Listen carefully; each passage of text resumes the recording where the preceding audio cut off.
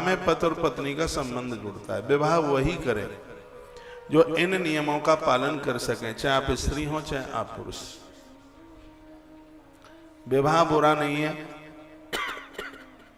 विवाह के नियम हैं, एक गृहस्थ के नियम है, एक साधु के नियम हो सकते हैं, तो गृहस्थी के नियम क्यों नहीं हो सकते? और व्यक्ति वो खत्म हो जाएगा, खुलेआम अपनी स्वतंत्रता के साथ घूमेगा। दो चीजें आपने देखी होंगी, एक है पतंग और एक है पतंगा। जो आप श्रोता अब आगे आते ही जा रहे हैं, आप बैठ जाएं कहीं तो ज्यादा ठीक रहेगा। यार देख लो, ये पैसा तो आप चढ़ा देना जब आरती होगी तब, ठीक है? अभी आप बैठ जाइए। अब आ गए हैं, मत्था टेक के बैठो।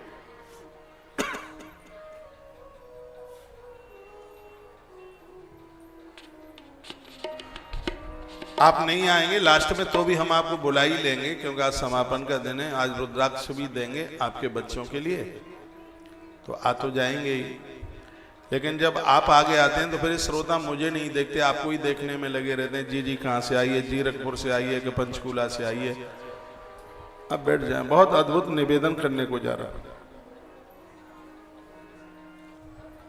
पति और पत्नी के लिए, एक गृहस्थ के लिए नियमों का वर्णन किया गया। जब साधु के लिए नियम है, जब शिष्य के लिए नियम है, भगवान के लिए भी नियम है, भगवान भी नियम में बंधा हुआ है, तो फिर आप गृहस्थधारियों के लिए नियम क्यों नहीं? भावरें पड़ती हैं, विवाह होता है, उससे पहले पति और पत्नी अपने मन में ऐसे संकल्प लेते, विचार करते हैं कि हम दोनों घर की खुशहाली और जरूरतों पर ध्यान देंगे। हम दोनों घर की खुशहाली और जरूरतों पर ध्यान देंगे। पति और पत्नी ये गुड्डा और गुड़िया का खेल नहीं है, तमाशा नहीं है। यह इस प्रकृति का एक बहुत बड़ा अद्भुत सौंदर्य है। जो विवाह के लायक हो रहे हैं, जिनके बच्चे, बेटा बेटी कोई भी यहाँ बैठे हैं, मेरी बात को थोड़ा ठीक से सुन लीजिएगा और ये बात आपके काम आएगी। हम दोनों घर की खुशहाली और जरूरतों का ध्यान रखेंगे। पत्नी चिल्लाती रहती है, पति इस कान से सुन के उधर निकाल देता है। वो कहती है दाल नहीं है, आलू नहीं है, सामान नहीं है, बस वो तो चिल्लाती रहती है, उसे आदत पड़ गई है। ऐसा नहीं है। घर कैसे चलता है ये इसी को पता है। ये आपके बस का काम नहीं है। ये गृहिणी है, ये घर कैसे चलाती है। पत्नी की इस बात को अनसुनी मत कीजिए। हम दोनों घर की खुशहाली और जरूरतों पर ध्यान देंगे, दोनों, एक नहीं दोनों। मेरी ऐसी बहुत अच्छी बहनें हैं जो पति को कह देती हैं आप बाहर का संभाल लो, घर की चिंता न करो, माँ बाबू जी को मेरे ऊपर छोड़ दो। अब ये सिर्फ तुम्हारे ही माता पिता नहीं, ये मेरे भी माता पिता हैं। आप में से कोई ऐसी थोड़ी हट्टी कट्टी बहन ठीक बीच में बैठ जाए सो रास्ता बंद हो जाए। ठीक बीच में बैठ जाइए। ये आ गई मेरी दीदी, अब रास्ता ही बंद करना है। एक बात हमने देखी है, यहां श्रोता 6:30 बजे तक आता है। हाँ, आरती होती है उस समय तक लोग आते हैं, भक्त आते हैं। आपके बीच में बड़ा अच्छा लग रहा है, बढ़िया लग रहा है, और ऐसा लग रहा है पता नहीं मैं कितनी बार आ गया हूं। कुछ ऐसा नया सा लग नहीं रहा है, ऐसा लग रहा है सब पुराना है। ऐसा लग रहा है पता नहीं आप कितने टाइम पहले के हमें मिल गए हैं। और यदि आप कथा का पूरा आनंद लेना चाहते हैं तो बीच के रास्ते को बिल्कुल बंद कर दें।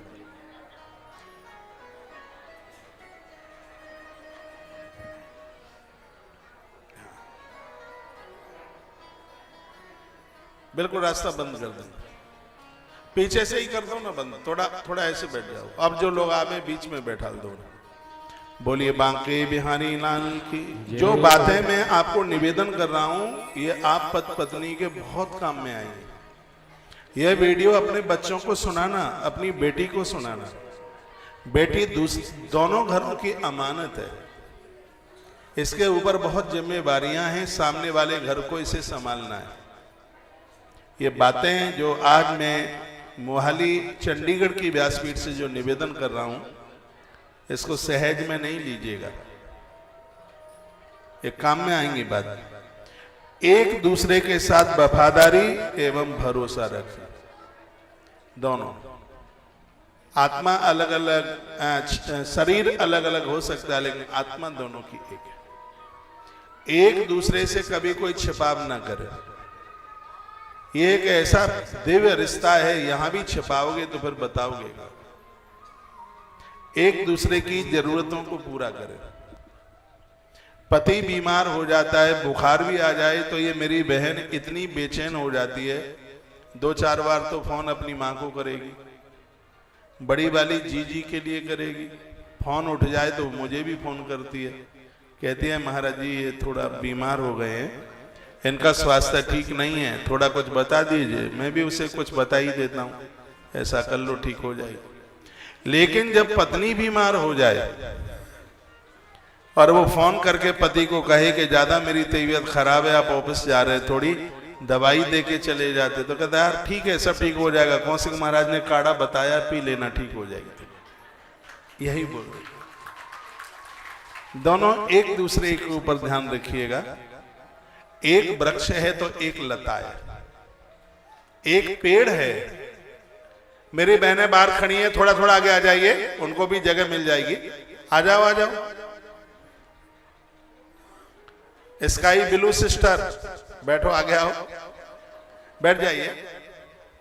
और कुछ ऊपर जगह है, बहुत बड़ा हॉल है और बहुत बड़ी टीवी लगी है ऊपर, और यहां से भी अच्छा, यहां तो अल्लाह गुल्ला भी कर रहे हैं, वहां आराम से सुनने को मिलेगा। लेकिन जहां तक जगह है तहां तक अभी यहां बैठिए, आज छुट्टी का दिन है, अभी बहुत लोग आने वाले हैं। तो एक बात मैं बोल गया हूं और आप ध्यान से सुनिएगा। पति वृक्ष की तरह है तो उसकी पत्नी एक लता की तरह। एक प्रमाण दे रहा हूं मैं आपको रामायण का। कोई बात प्रमाण के साथ कही जाती है तो टिकाऊ होती है और गले में, हृदय में उतर के अंदर तक पहुंचती है। केवट की नाव से भगवान आगे चले, एक वृक्ष के नीचे बैठ गई। मैया ने कहा कि नाथ मैं थक गई हूं, प्यास लगी है, मुंह सूख रहा है, थोड़ी जल की व्यवस्था की जाए। लक्ष्मण जल लेने को चले गए। एक डुंढल सा पेड़ था, एक लता उसके ऊपर चढ़ी हुई थी। लता जानते हैं, बेल। तो माता जानकी ने कहा प्रभु श्री राम जी को, वहीं मैया जी ने नाम करुणा निदान रखा राम का, इसी जगह पर। तो मैया ने कहा कि देखो ये लता कितनी बड़भाग्नी है, पेड़ का सहारा पा करके और आज ये खड़ी है। ये वृक्ष ना होता तो लोगों के नीचे कुचल करके खत्म हो गई होती। तो राम जी ने कहा सीते चलो लता तो भाग्यशाली है ही, लेकिन ये पेड़ कितना भाग्यशाली है, ये लता का सहयोग पाकर के कितना हरा भरा दिखाई दे रहा है। ये लता ना होती तो ये सूखा सा खड़ा हुआ था। तो मैया कहती है कि लता भाग्यशाली है और राम कहते हैं कि नहीं ये वृक्ष भाग्यशाली है।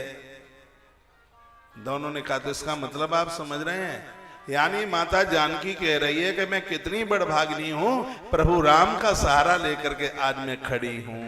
प्रभु राम कहते हैं मैं कितना भाग्यशाली हूं कि जानकी का सहयोग पाकर के मैं हरा भरा दिखाई दे रहा हूं। जानकी माता ने अपने आप को लता का रूप दिया और राम जी ने अपने आप को वृक्ष का स्वरूप दिया। इसलिए मैंने आपके बीच में बोला पति एक वृक्ष की तरह है। पति इतना गंभीर होता है, जितना ऊपर उठता है उतना ही नीचे गहराई में है। नीचे वो नीचे धरा से, वो जमीन से जुड़ा हुआ है।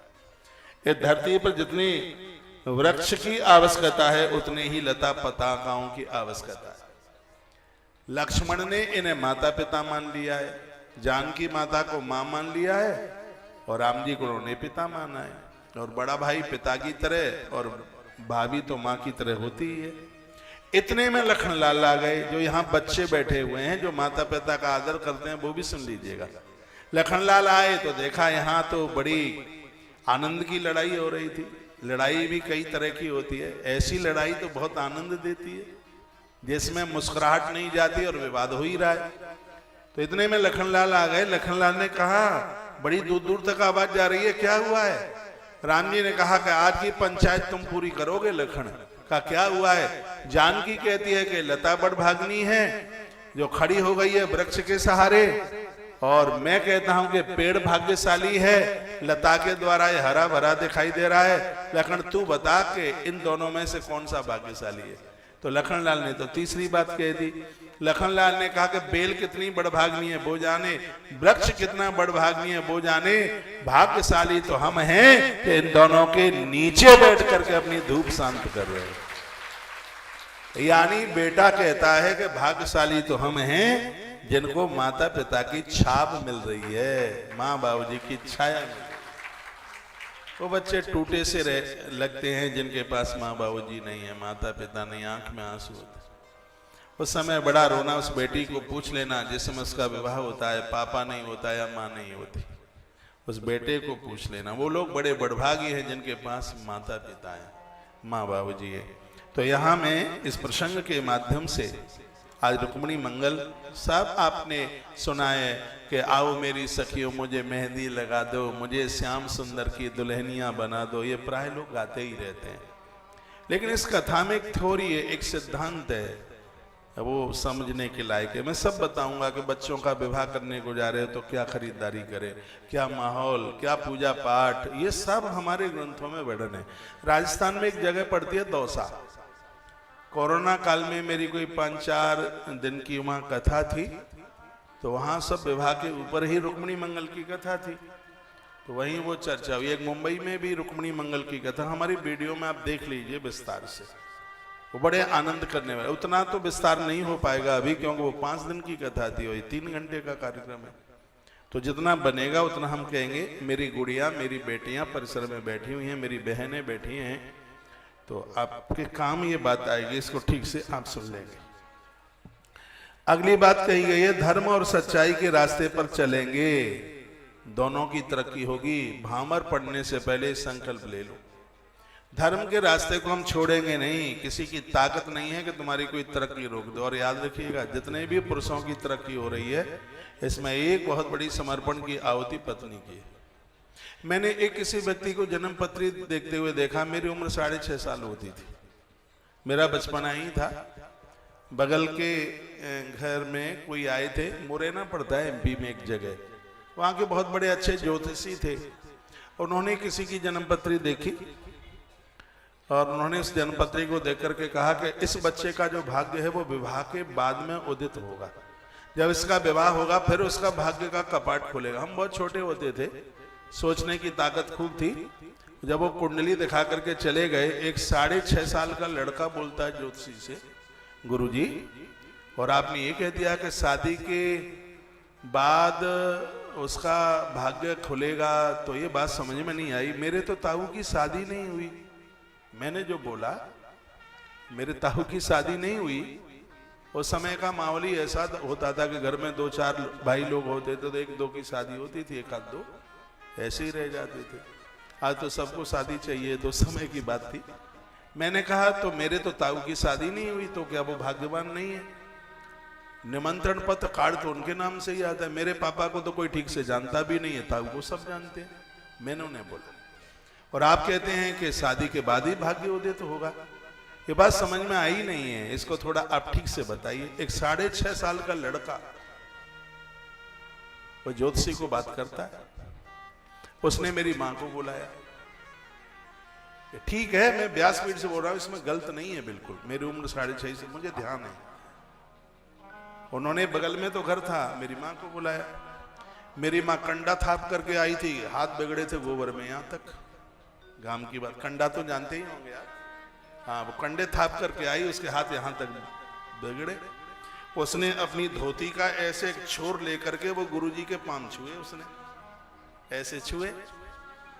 तो वो बोली, हाँ गुरुजी आपने हमें याद किया। वो अपने गांव की भाषा में, मैं तो संभाल के बोल रहा हूं, वो अपनी भाषा में बोली, आपने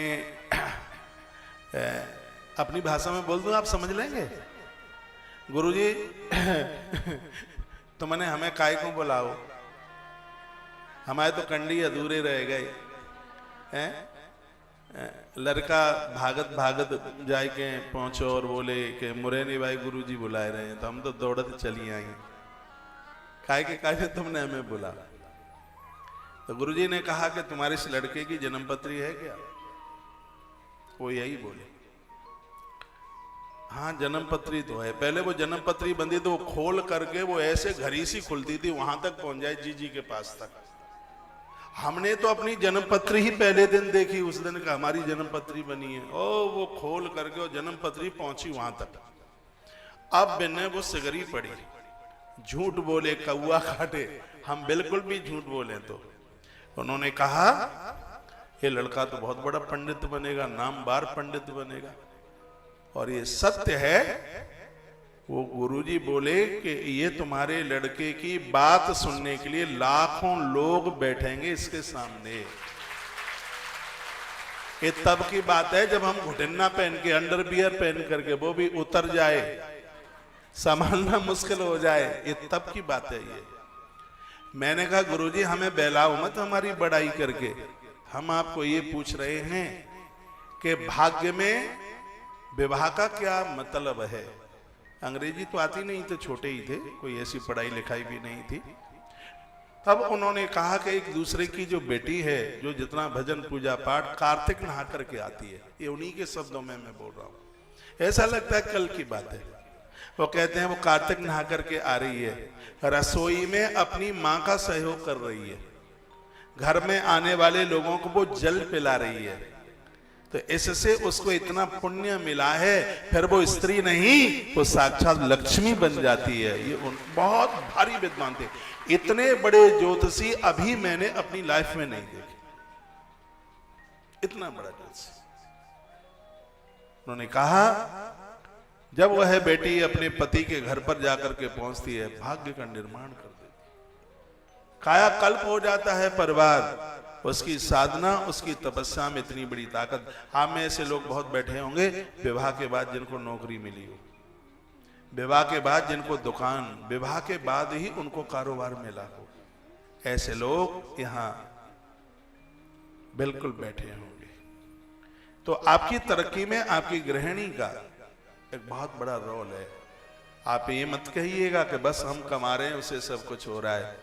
जो ये पीपल की पूजा कर रही है, तुलसी को दिया जला रही है, ये सब तुम्हारे खानदान को मिल रहा है, इसको आप अनविज्ञ नहीं कर सकते उसको। तो कितनी अच्छी बात कही गई है, धर्म और सच्चाई के रास्ते पर हम चलेंगे दोनों, आपकी तरक्की नहीं कोई रोक पाएगा, ये संकल्प कीजिएगा। धर्म के रास्ते पर चलेंगे, सच्चाई के रास्ते पर चलेंगे, हर सुख और दुख में हम एक दूसरे का साथ देंगे।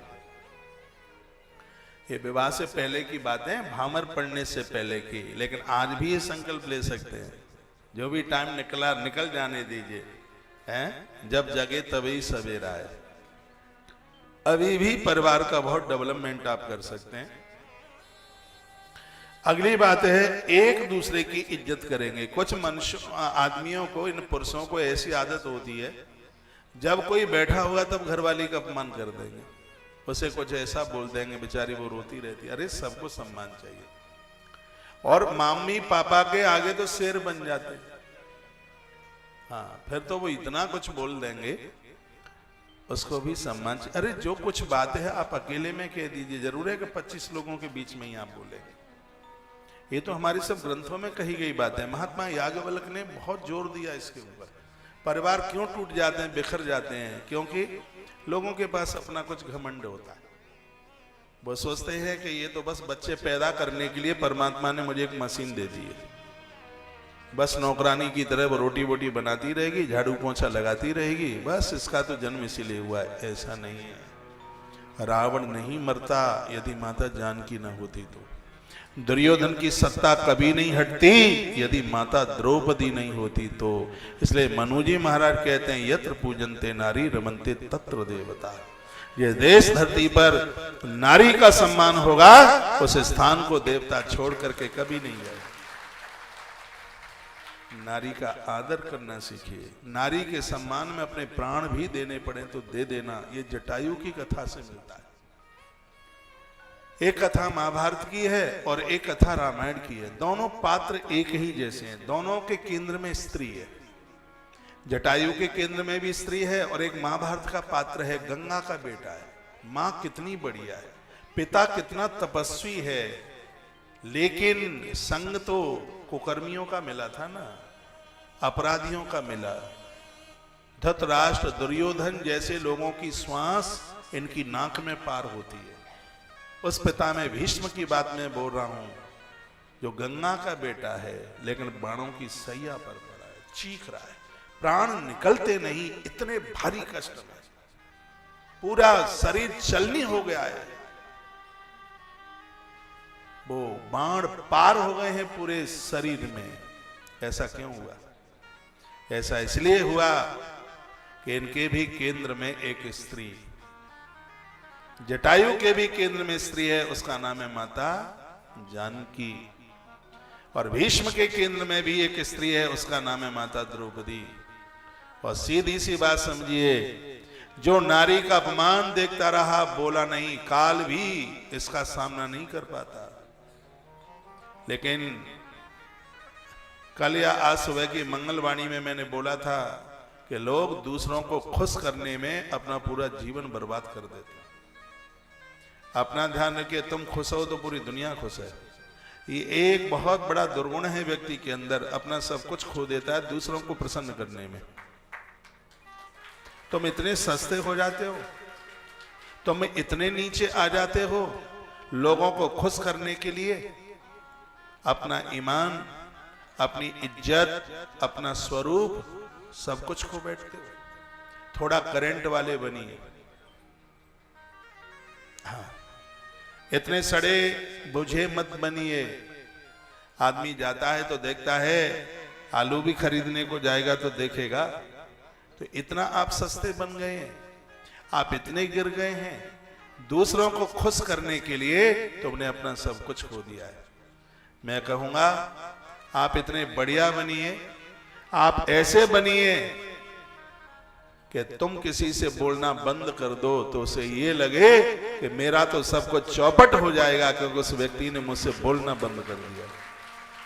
ये गुण आपके पास होना चाहिए। लेकिन आप तो उससे परेशान हैं, दूसरे से, पता नहीं हमसे रूठ जाएंगे, हमसे दूर। इसका मतलब आप स्वार्थी हैं।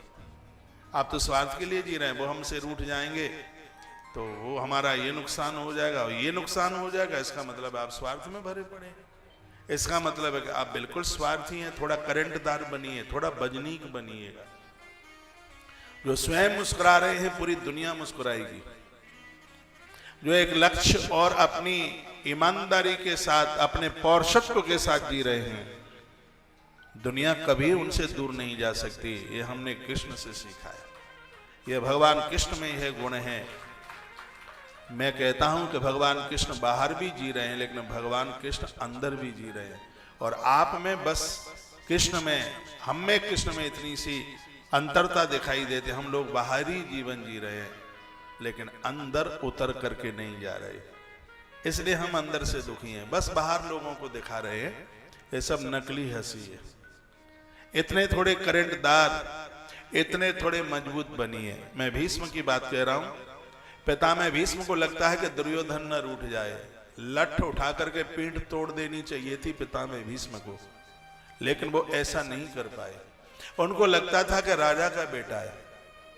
लेकिन हमारी संस्कृति ये कहती है, चाहे गरीब का हो चाहे राजा का हो, यदि आप बढ़िया मनुष्य हैं तो ईमानदारी तो आपके साथ छलकनी चाहिए। ये गलती पिता में भीष्म ने करी।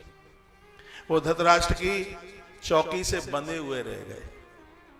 वो जैसे आज कोई किसी राजा की चमचागिरी करे। विदुर बहुत बढ़िया आदमी रहा, उसने कभी चमचागिरी नहीं करी। उसने दुर्योधन की लात झेली, लात मारी थी दुर्योधन ने, उसकी चिंता नहीं करी। आज दुर्योधन की विदुर नीति चलती है, लोग उसके ऊपर पीएचडी करते हैं विदुर की नीति के ऊपर। इतना बड़ा महान पंडित, महान विद्वान वो व्यक्ति था, लेकिन गलती पिता में भीष्म ने चमचागिरी करी। और चमचा हमेशा खाली रहता है। आप उसको पतीले में भी डाल दें, चाहे कितनी भी दाल भरी है, सब्जी भरी है, खीर भरी है, लेकिन चमचा खाली रहेगा। ये चमचागिरी करने वाले लोग खाली ही रहते हैं। बाणों की सैया पर भीष्म क्यों? इसलिए क्योंकि एक नारी का अपमान होता रहा और गंगा का बेटा बोला तक नहीं, मुंह में से आवाज नहीं निकली। ये धरती पर परिणाम मिलते हैं। देर हो सकती है, अंधेर नहीं। ये कोर्ट हो सकता है कि फाइल जल्दी ना खोले, लेकिन वहां की फाइल जरूर खोलेगी। लेकिन उसको देखिए आप, जो दूसरा है जिसका नाम जटायु, पंछी है, धन्यवाद देता हूं उसको मैं। पंछी है लेकिन अपनी आंखों से मां जानकी का अपमान देख नहीं पाया। इतना कमजोर होने पर इतने महाबली से, रावण से लड़ गया। और अपराधी की ताकत घटती है। गोस्वामी ने लिखा जटायु की ताकत बढ़ी, और एक नारी के सम्मान में जटायु ने अपनी कुर्बानी दी। तो एक तो बाणों की सैया पर पड़ा है, जो नारी के सम्मान के लिए मर गया, वो प्रभु राम की गोद में लेटा हुआ, ईश्वर की गोद में लेटा। नारी का आदर करना, नारी का सम्मान करे। नारी के सम्मान में हमें अपनी छाती पर गोली खाने की जरूरत हो तो खा लेना। नारी का अपमान देखना नहीं है। ये जो बातें हमारे ग्रंथों में कही गई हैं, ये भारत की संस्कृति है। भारत की संस्कृति बहुत अद्भुत है। तो पति और पत्नी एक सुखद जीवन के लिए कुछ संकल्पित होते हैं, कुछ संकल्प करते हैं। एक दूसरे की इज्जत और हम मान सम्मान करेंगे, वो ये संकल्प लेते हैं। अपने परिवार और रिश्तों पर हम ध्यान देंगे। लोगों को अमीरी बढ़ती है, परिवार छूटता है, रिश्तेदार मामा छूट जाता है, फूफा बुआ छूट जाते हैं, मौसा मौसी छूट जाते हैं। ऐसा धन जो रिश्तों को पीछे कर दे। सगे भाई लोग छूट जाते हैं, चाचा ताऊ के बच्चे छूट जाते हैं। इसलिए तो 48 दोष इस संपत्ति में बताए। कथा तो यह कहती है कि विवाह बंधन में बंधने से पूर्व ये संकल्प लिए जाते हैं कि हम अपने रिश्तों को मजबूत बना के रखेंगे। आपके पास सबके टाइम होता है, ससुराल जाने को समय नहीं होता। आपके पास सब जगह के लिए टाइम होता है, लेकिन जहां आपकी सच में जरूरत है वहां पर आप पहुंच नहीं पाते हैं। कोई फालतू नहीं बैठा है, टाइम निकालना होता है, समय निकालना ही चाहिए। क्या संकल्प लिया जाता है? हम अपने रिश्तों को मजबूत रखेंगे, हम अपने परिवार को मजबूताई देंगे। आप बेटी की शादी करें, 50 लाख रुपया खर्च करें, यदि उसमें परिवारी जन नहीं है, रिश्तेदार जन नहीं है, चाहे गार्डन कितना भी महंगा कर लो, उसमें कुछ भी नहीं है, उसमें रौनक नहीं लगती। अपनों से रौनक लगती है। मैंने किसी कार्यक्रम में ये बात कही थी, जब कोई कार्यक्रम आप करते हैं तो 3 तरह के लोगों को बुलाइए। कुछ ऐसे भी लोग आए जो आपके चरण छू करके तुम्हारा आशीर्वाद ले रहे हो, कुछ ऐसे भी लोग आए जो तुम्हारे गले मिल रहे हो, और कुछ ऐसे भी लोग आए उस फंक्शन में जिनके चरण छू करके आप आशीर्वाद ले रहे हो। वो आयोजन बड़ा विशेष होता है। पति और पत्नी दोनों एक दूसरे के पूरक बने। तुम्हारे शरीर 2 हो सकते हैं, लेकिन तुम्हारी आत्मा एक। मुझे सुशीला की बात याद आती है। सुशीला सुदामा की पत्नी है, भागवत जी में कथा आती है। बहुत भारी गरीबी है। एक कवि नरोत्तम दास हुए हैं, उन्होंने सुदामा जी के ऊपर बहुत कुछ लिखा है। वो लिखते हैं, इतनी गरीबी है, एक बर्तन भी साजा नहीं है पानी पीने के लिए, भोजन करने के लिए। इतनी गरीबी है। धोती फटी लटी सी दुपट्टी, और उपाय उपानहु की नहीं सामा। द्वार खड़ो ध्वज दुर्बल, एक रहो चकित बसुदा अविरामा। पूछत दीन दयाल को धाम, बतावत अपनो नाम सुदामा। नरोत्तम दास जी ने लिखा है। उनकी पत्नी बहुत अद्भुत है, बड़ी विशेष है, नाम ही सुशीला है, चरित्रवान है। क्रोध उसको बेचारी को आता नहीं है, वो है सुशीला है।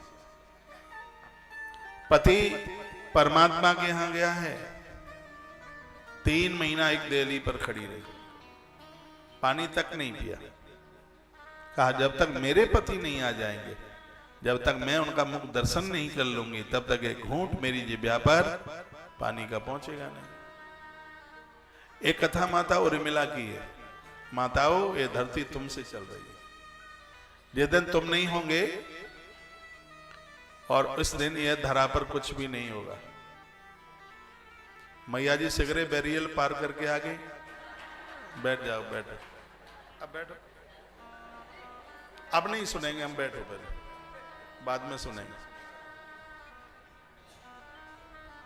यहीं बैठा लो कहीं, फिर बीच में यहीं बैठ जाओ।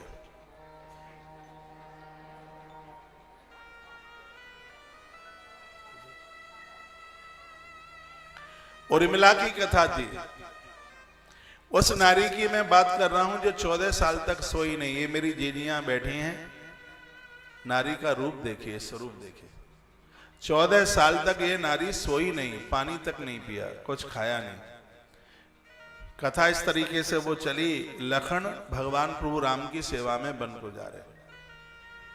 पत्नी को पता चला, उर्मिला को वो थाल दिया लेकर के आई, बच्चा कहीं बाहर जाता है, आरती उतारो।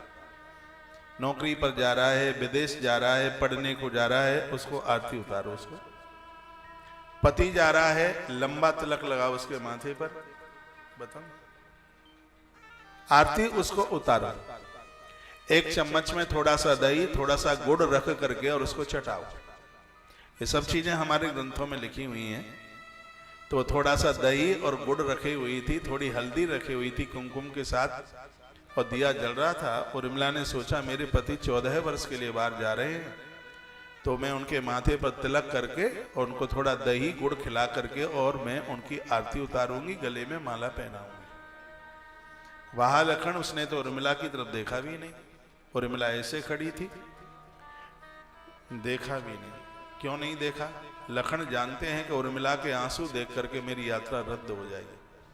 उर्मिला इतनी पावन है। उर्मिला का अर्थ ही है जिसका हृदय पति से मिला हो। उर्मिला, उर्मिला ने हृदय, जिसका हृदय पति से मिला हो उसको उर्मिला कहते हैं। दुर्भाग्य है कि जन्मपत्री के गुण 28 मिल जाते हैं पूरे, लेकिन मन नहीं मिलता पत्नी का, हृदय नहीं मिलता। बाहर से तो सब मिल जाता है, हृदय नहीं मिलता। लखन ने सोचा कि इसकी आंख में आंसू आ जाएंगे, 14 वर्ष मुझे तकलीफ होगी, इसलिए मुड़ करके भी नहीं देखा। और एक ये भी बात है, जो परिवार की तरफ मुड़ करके देखते हैं वो समाज का काम कर ही नहीं सकते। जिन्होंने समाज का काम किया है उसने परिवार को छोड़ा। आज से नहीं, अनादिकाल से। किसी का भी इतिहास उठा करके आप देख लीजिएगा, बहुत बड़ा त्याग रहा। पत्नी छोड़ी, बच्चे छोड़े, परिवार छोड़ा, रिश्तेदार हेतु सब छोड़े, नहीं तो फिर वो समाज का काम कर नहीं पाया। तो लक्ष्मण ने देखा नहीं उधर मुड़ करके। तो बगल वाली जो स्त्रियां, इन माताओं को ईश्वर ने एक योग्यता अलग से दे दी है कि कब किसको क्या बोल करके उनका मूड खराब करना है। यदि किसी स्त्री को लड़का नहीं है, संतान नहीं है, तो उस स्त्री को इतना कष्ट नहीं है जितना कि और माताओं को कष्ट है। सबको 2-2 बच्चा हो गए, तेरे विवाह को 18 साल हो गई, क्या परमात्मा रूठ गया, और रोने का भी ड्रामा करते गया। लगता है कि पनारा आंसू का बिल्कुल ऊपर ही रखा। जैसा ईश्वर ने तेरे साथ किया ऐसा तो दुश्मन के साथ भी न करे। कितनी सुंदर स्त्री है, उसकी सास को कहती है कितनी सुंदर तेरी बहू है, लेकिन तो सुंदर होकर के भी कुरूप लगती है। इसको संतान नहीं है, इसको लड़का बच्चा फुरकतनी अपनी डालेगी।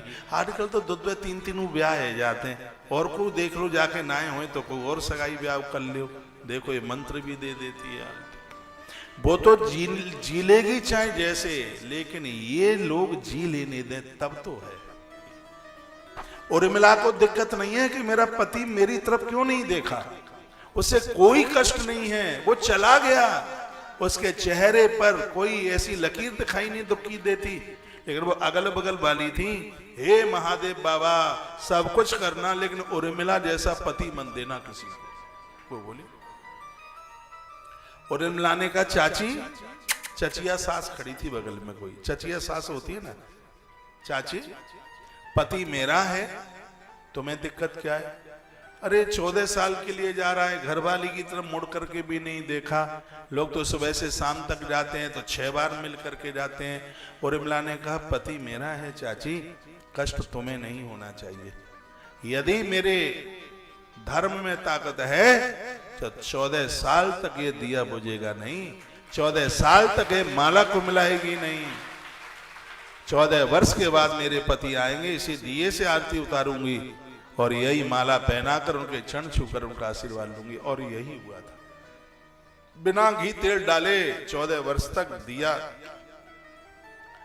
जलता रहा, बुझा नहीं, माला कुमलाई नहीं।